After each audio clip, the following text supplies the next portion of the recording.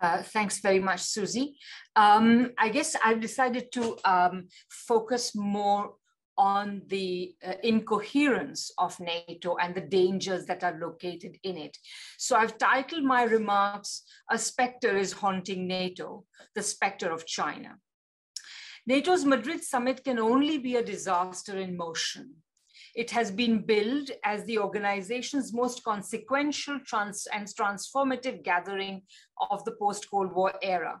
And with its proxy war over Ukraine still grinding on, NATO has enjoyed enhanced prominence and has a crammed agenda at Madrid.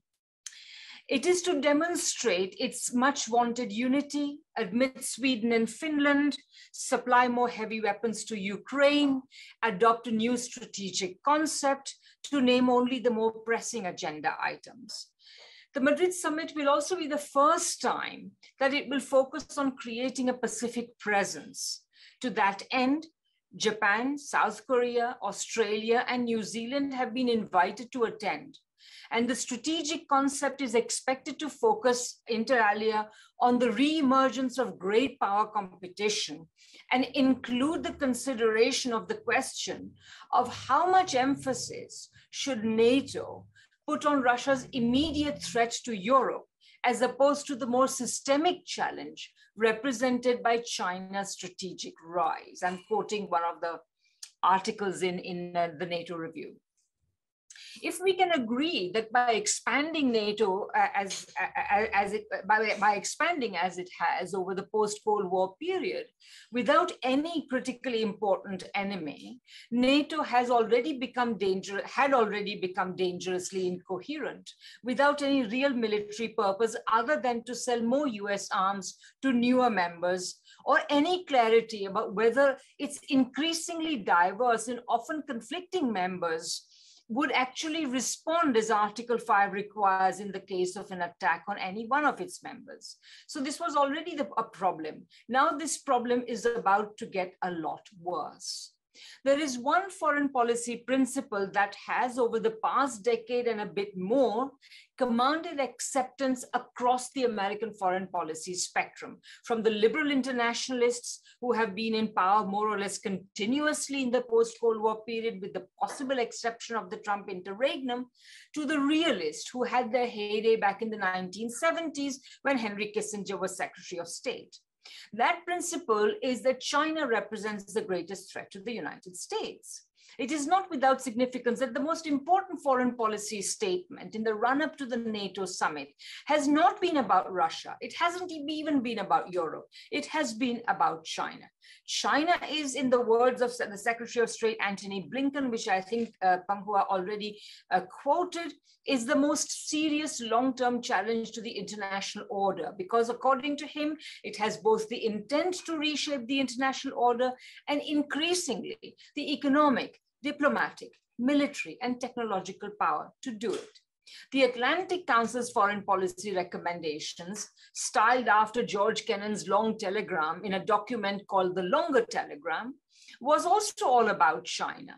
It is, to quote the document, the US's single most important challenge, thanks to the scale of its economy and its military, the speed of its technological advancement, and its radically different worldview. Where they differ is on Russia, whereas for liberal internationalist Antony Blinken, Russian President Vladimir Putin poses a clear and present threat. For the realist Atlantic Council, the United States must rebalance its relationship with Russia and divide the two giant countries, allowing Russia to drift fully into China's strategic embrace over the last decade. The Atlantic Council document was published in early 2021, allowing Russia to drift fully into China's strategic embrace over the last decade will go down as the single greatest geostrategic error of successive US administrations. This has also, of course, been the position of prominent realists today, such as Henry Kissinger or John Mearsheimer, who have advocated greater restraint on the part of the West vis-a-vis Russia, but they all agree about China. So at the Madrid summit, expect at least three major sources of tension and incoherence.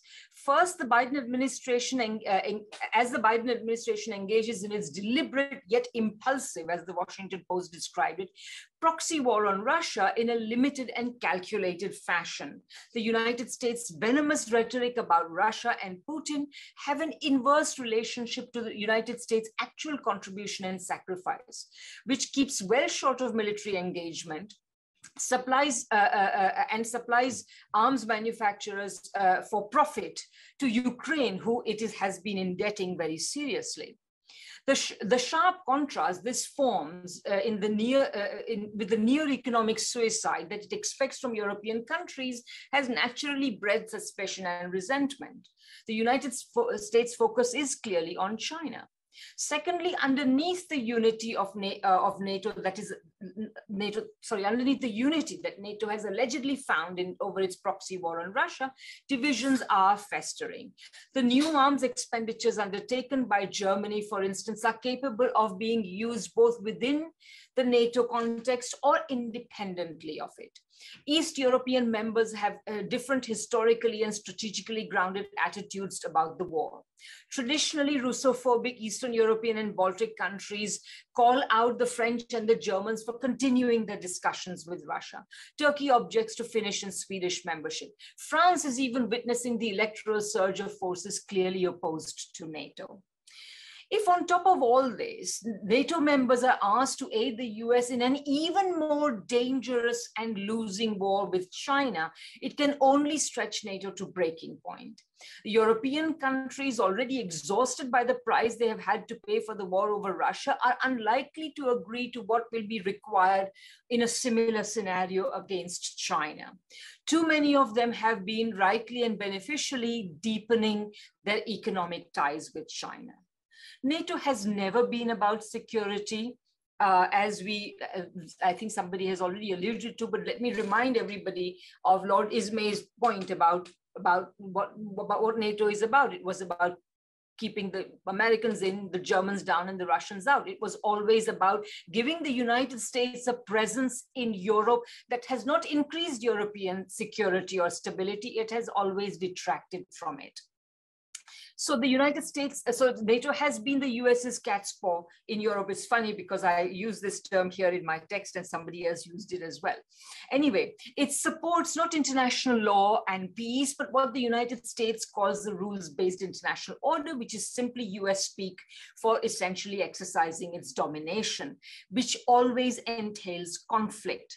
It can continue existing only as a dangerous, disarticulated incoherence that is armed to the teeth and is incoherent in its actions. It can only pose a danger to the world as an extremely powerful machine that has gone out of control.